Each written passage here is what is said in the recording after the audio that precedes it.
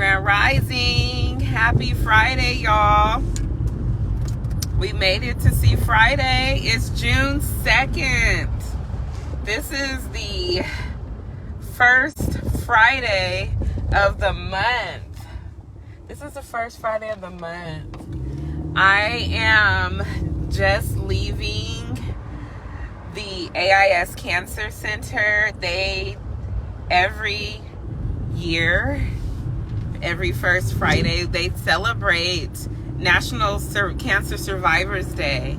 And so they had brunch for us, and they had us to just relax and eat and fellowship with other survivors and other people who were there that perhaps have a loved one who's a survivor, who is a caregiver of a survivor. Oncologists, the doctors and nurses were there, and just giving their thoughts to us about the battles that we face, that we deal with, and just giving us encouragement and also honoring us for the fight, the fight for life, And I was listening to a beautiful young lady who was sharing her journey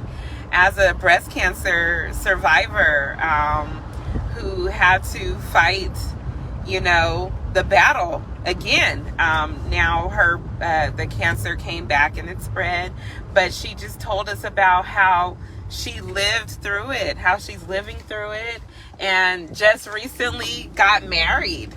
So I just had to tell her, I am so encouraged and inspired by you, because I know that I have hope.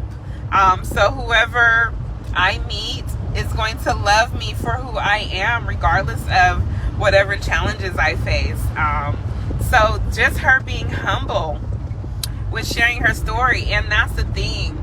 We share our stories because they're life experiences. And so it's very humbling to hear another survivor and thriver share their journey, because there's similarities in life's journey. There's similarities, and then there's differences, and that's the different experience, and it's the patient's perspective. And so just listening to her and her story and the love that she's experiencing on the journey in her village of hope, it just totally gives me hope. And I have hope, and I know that every day I look forward to it. I look forward to life.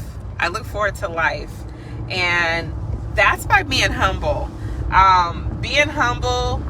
Learning from your experience, being sat down, listening to everything without speaking sometimes is a part of being humble. So when you have to be sat down, when you have an illness, you have to be humble. You have to be humble because you are entering a whole different realm of spiritual warfare. And that's you. Because you are learning about your new journey in your life. When you have to deal with an illness, any illness, you have to be humble, because you have to learn about what you are going to face and what you're going to deal with. You have to have a team. You have to find people that love you, and you have to accept love from people, because people do care. And a lot of times we may feel like people don't, because they're not going through what you are going through. But that's not true, because if you have a team in a village and you have people that love you, you create that safe space for yourself, and you also humble yourself, because you have to listen to a different perspective, and you have to learn more about what you are going to deal with, and that's you.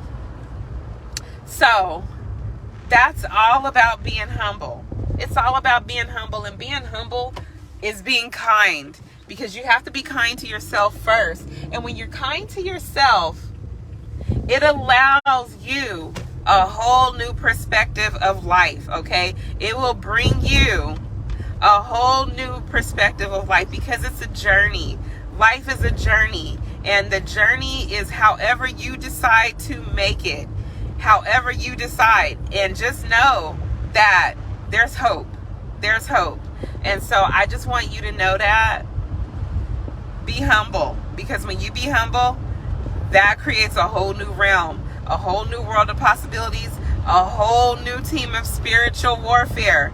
And that's friendship and survivorship and love and peace and joy, because you're going to speak that into fruition on your journey of being humble.